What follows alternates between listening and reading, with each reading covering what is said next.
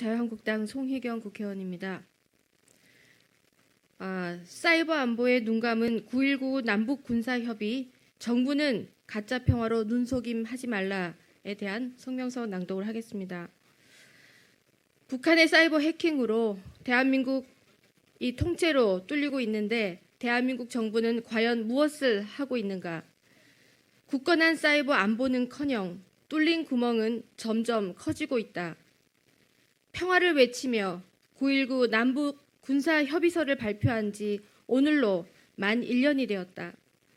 꿈에도 소원이던 평화통일, 자유민주주의의 대한민국 국민이면 모두가 바라던 평화는 어디에 있는가? 문재인 정부는 지금 북한의 사이버전의 대응 전략과 역량이 과연 있는지 묻고 싶다. 핵으로부터의 평화, 북한의 사이버 공격으로부터의 평화를 지키고 있는 것인가? 9.19 남북 군사 합의에는 사이버 공격, 사이버 안보에 대한 그 어떠한 언급도 없는 반쪽짜리에 불과했다. 국민과 국회와 청와대와 심지어 정부, 지자체까지 한마음으로 국민의 안위를 지키고 평화를 구축해야 할 이 시점에 무수한 사이버 해킹으로 시작한 공격이 사이버전으로 확대될 수 있다는 것에 평화를 바라던 국민의 희망은 1년간 철저히 짓밟히고 있는 중이다. 북한의 광범위한 해킹 공격 등 사이버 공격은 전 방위로 확대되고 있다. 지난 2월 미국과 북한의 하노이 회담이 열리는 동안에도 북한은 미국, 유럽 등 서방 기업 100곳을 대상으로 한 해킹을 시도한 정황이 드러난 바 있다. 지난 7월에는 UN 안전보장이사회 산하 대북제재위원회가 북한이 최고의 해킹 국가이고 또 대한민국이 북한의 해킹의 최대 피해국이다라고 발표한 바 있다. 미 재무부는 올해 9월 13일 지난 2016년 국방망에서 한미연합작전계획 5015 등 군사기밀을 대거 유출했던 해킹 사건의 주범으로 북한 해킹그룹 안다리에를 지목했다. 또한 북한 이외의 세계 해킹그룹에 대한 제재에 들어갔다. 지금 이 순간에도 사이버 해킹은 계속해서 증폭되고 있고 지난 7월과 8월에는 북한 추정되는 해커 조직이 심지어 국회를 상대로 해킹을 시도하기까지 했다. 외통위, 정보위, 국방위 등 안보와 외교 상임위 소속 25개 의원실이 공격 대상이 되었었다.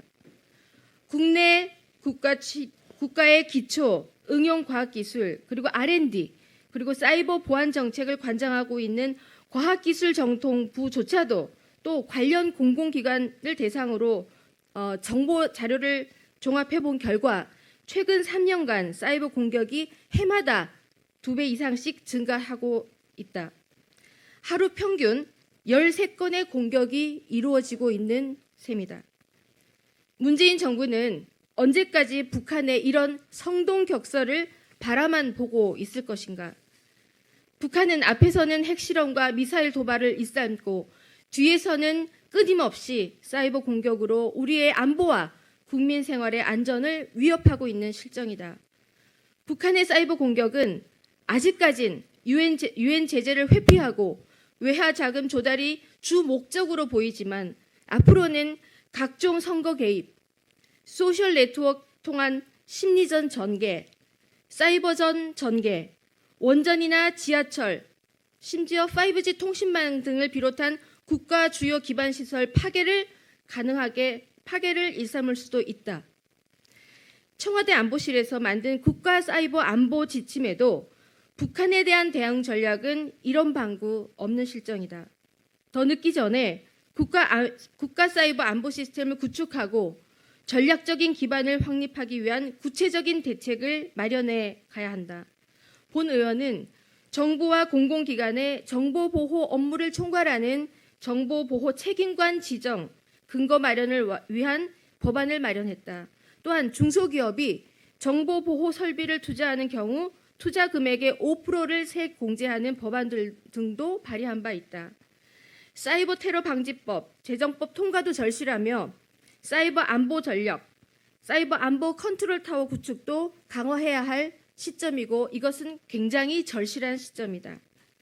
문재인 정권은 단 한마디라도 사이버 공격에 대한 문제 제기나 경고를 북한에 날린 적이 있는가? 위장 평화쇼가 다가 아니다. 제대로 된 사이버 안보와 국가 안보 그리고 국민 평화를 위하여 대통령과 집권 여당은 지금이라도 대우각성하고 관련 제도 개선과 제대로 된 메시지, 제대로 된 사이버 전에 대한 대응 전략 그리고 북한에 대한 엄중 경고를 해야 할 것으로 강력하게 촉구하는 바이다. 2019년 9월 19일 자유한국당 국회의원 송희경 이상입니다.